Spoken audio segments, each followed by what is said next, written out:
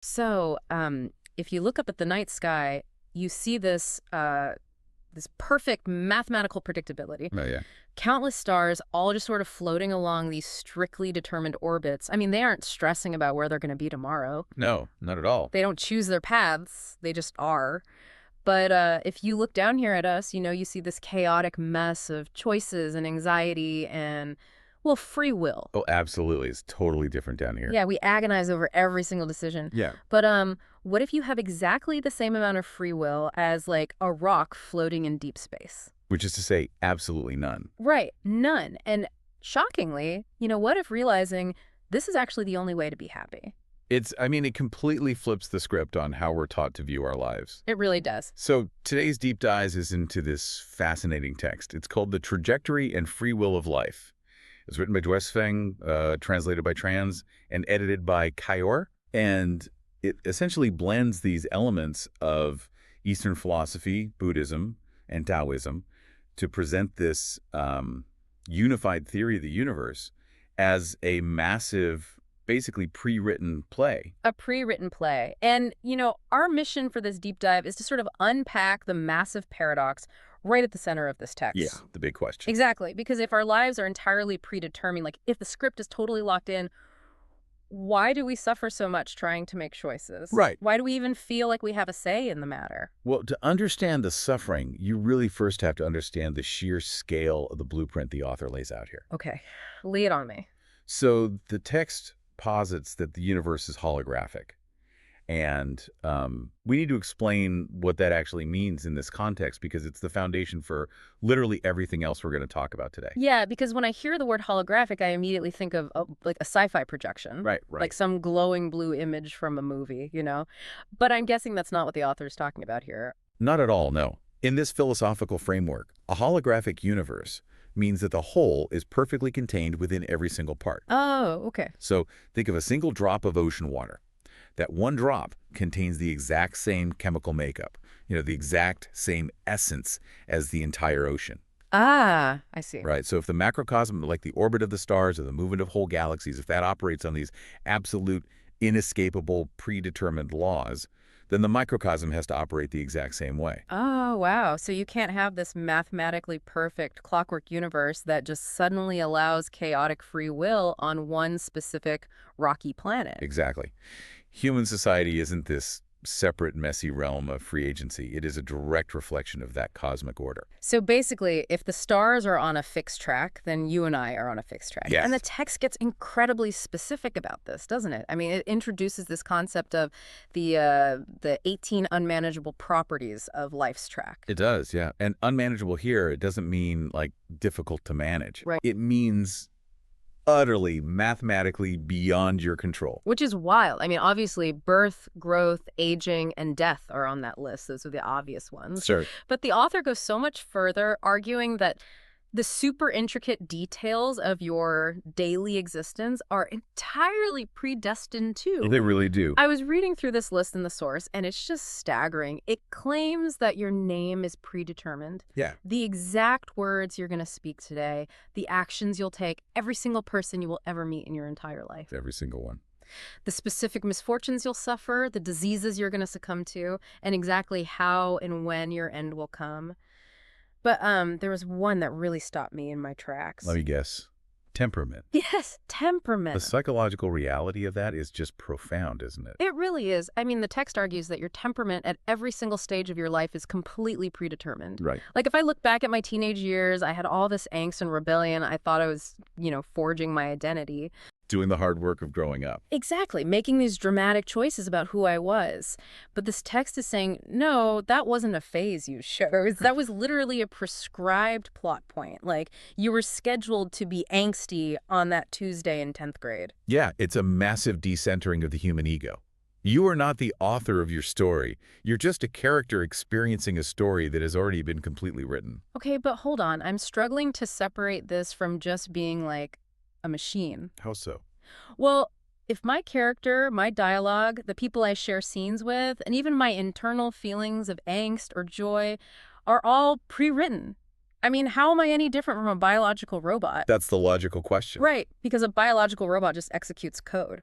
It's the most natural reaction to this idea, Yeah. but the author makes a really crucial distinction here. We aren't robots, we are actors. Factors. Yeah, Okay. think about it. A robot doesn't have an internal life. A robot doesn't care that it's executing code. An actor on a stage, however, plays a prescribed role in a predetermined scenario, but the actor still has a deeply felt internal experience of that role. Oh, I see the difference. The script is determined, yes, but the text argues vehemently that humans absolutely still possess free will. But wait, if I'm just an actor reading lines that were written like a billion years ago, why do I feel like I'm making choices? Right. Why do I agonize over what job to take or what to say in an argument if it's already decided? Because that agonizing, that feeling of choice, that is your free will reacting to the script. Really? Yeah, and this is where the text introduces its defining twist. We do have free will, but our free will is exactly what causes all of our hesitation, trouble, agony, fear, and sadness. Whoa. So my free will isn't the thing that saves me or empowers me. Not according to this. It's the actual engine of my misery. Precisely. Yeah. The text defines human suffering in a very specific, almost mechanical way. Right. Suffering is defined as the conflict between the actor's free will and the role they've been assigned in the script. It's the constant friction between what is and what your ego demands it should be. Oh, man. The text gives these great, vivid examples to illustrate this. Oh, I love the examples. Yeah, it says, imagine the cosmic script assigns you to play a mouse, but your free will says, no, I want to be an elephant. Right. The script puts you in a little thatched cottage, but you are out here demanding a 5-star hotel. You're asked to grow vegetables in the dirt, but your free will, it wants to build spaceships. And if you apply that to everyday life, it perfectly explains modern anxiety. It really does. Like, say you are sitting in gridlock traffic right now, just listening to this deep dive, and you are furious because you're going to be late for a meeting. Oh, I've been there. So stressful. We all have. Well, the text would argue that your anger actually has nothing to do with the cars around you. Right, because the universe cast me in the role of person sitting in traffic for this specific scene. Exactly. That's your role today. But your free will is violently rejecting that casting. Keith, I want to be playing a different part. Yes, your free will is demanding to be playing person arriving early to the meeting. So the reality of the script and the demand of your free will are colliding, and that friction is what generates the anger and the stress. That makes so much sense. Whenever your free will contradicts the play's arrangement, misery takes over. You are literally fighting a universe that has already written the scene. Wow. But the flip side of that is also true, right? It is. Like, when your free will aligns with the plot, when you just accept the role of the mouse or the person stuck in traffic, the friction vanishes. You experience peace. Yes, and the text aligns heavily with Taoist and Buddhist thought right here. The ultimate goal of self-refinery is to eliminate self-persistence. Self-persistence, which is what we in the West generally call the ego. Exactly. When you achieve a state of non-ego, your free will stops fighting the script, and you unite with the Tao. Okay, I hear that. I really do. But if letting go of my ego is the ultimate goal, and my life is completely predestined anyway, Yeah. why should I even bother getting out of bed? Ah, the classic question. Right. I mean, if the script already says I'm going to get promoted or fired or, get sick or stay healthy, what is the point of striving for a better life? Why go to school? Why put in the effort at all? It's the ultimate fatalist dilemma. If the train is on the tracks, why paddle? Exactly. Well, the text's answer to this is incredibly blunt. It dismisses human struggling and effort as, quote, barely more than nonsense. Barely more than nonsense, which Cool. is a really tough pill to swallow for anyone who has, worked hard for something. It is. But the author immediately follows that up by saying you don't get to just quit. You don't. No, you Of can't course. just lie in bed and do nothing because the program of the universe forces you to try. Okay, when I was trying to wrap my head around this part, I kept thinking of a wind-up toy. Oh, that's a great analogy. Yeah, like a wind-up toy doesn't choose to walk across the table, but once it's wound up, the tension of the spring forces it to keep marching forward. Right. It literally cannot stop its little plastic legs from moving until the tension is completely gone. That is a perfect physical analogy. Yeah. But let's look at what that spring actually is inside a human being, because the text explains the mechanism behind it. Okay. It introduces this concept of your non-material structure. Right, the non-material structure. What does that mean in practice, though? It means your specific anxieties, your ambitions, your desire to impress your parents, your fear of not being able to pay rent, those psychological drivers are the tension in the spring. Oh, I see. You didn't choose to have those desires or fears. They were programmed into your predetermined temperament. Hmm? But they physically and mentally force you to struggle forward. That is fascinating. The author even points out their own experience with this in the text. They admit they don't necessarily want to struggle and make all this effort, but their character and the circumstances around them prompt them to. They can't help it. Exactly. They are compelled by their non-material structure. So even the feeling of trying really hard is just the script playing out. Like, I'm not choosing to hustle. My programmed ambition is just forcing my legs to move. That's exactly it. The text sums this up with a saying that I really liked. Many things are not in charge of our hands in this world. Which removes this massive burden of total self-creation that we carry around in the modern world, doesn't it? For sure. The universe built you with a specific engine and placed you on a specific track. Your daily effort is just the engine running as it was designed to. Okay, so if I am forced to struggle through a predetermined script, driven by an engine I didn't build, how is my performance ultimately judged? That's the next big question. Because the text does talk about going to heaven or hell in the next life based on how you play the role. It does. But if everything is locked in, how do I get a good grade? To understand the grading rubric, we have to look at the sharp distinction the author makes between two aspects of the universe's play: destiny and variables. Destiny versus variables. Let's unpack that. Sure. So destiny is the plot. It's the sequence of events. It's the fact that a bank robbery happens in scene 4. Okay. The variables are who plays the characters in that scene. The text asserts that if you play your current assigned role well, your reward is being cast in roles that are closer to your free will in the next iteration. Ah, and the text equates that to heaven. Yes. But if you play it poorly, meaning your ego constantly fought the script and caused all that friction, you get cast in roles that deviate further and further from your free will. And it equates this to going to hell or becoming a demon. And this brings us to what is easily the most paradigm-shifting and honestly uncomfortable thought experiment in the entire essay. It's very challenging. Yeah. I really want to emphasize to you, the listener, that we are merely exploring the source text's philosophical framework impartially here. Absolutely. We aren't endorsing the morality of it at all, but it's crucial to understand this part just to see how absolute this worldview is. Yes. The author uses an extreme historical example to demonstrate the actual mechanics of this cosmic judgment. Right. So the text argues that going to heaven or hell has absolutely nothing to do with the role itself. It only matters how well the role is played. It's purely about the performance. Yes. According to the text, from a human perspective, a fascist dictator like Adolf Hitler entirely belongs in hell. Obviously. However, from the cosmic script's perspective, if he played his prescribed role perfectly, he would go to heaven.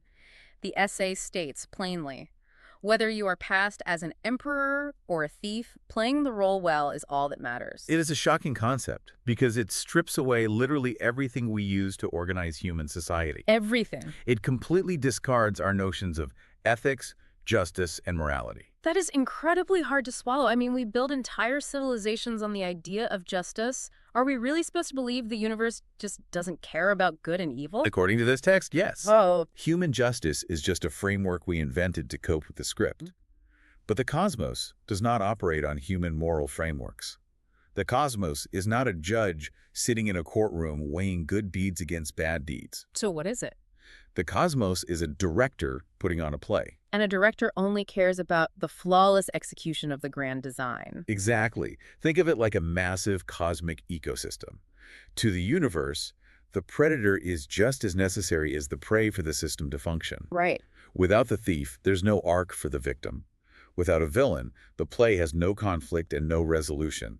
Every single role is in service to the whole. Okay, I see the logic, even if it's jarring. The universe is completely indifferent to the ethical content of the script. It only measures the perfection of the performance. Okay, well, assuming I'm not a historical dictator or a thief, assuming I'm just, a mid-level manager trying to get through a Tuesday. Fair assumption. How do I actually know if I'm playing my daily role well? What's my grade? Because I definitely don't have a cosmic director whispering notes into my ear after I finish a spreadsheet. No, you don't. But the author actually provides a very specific validation method for exactly this. Oh, really? Yes, and interestingly, it has absolutely nothing to do with your external success. Okay.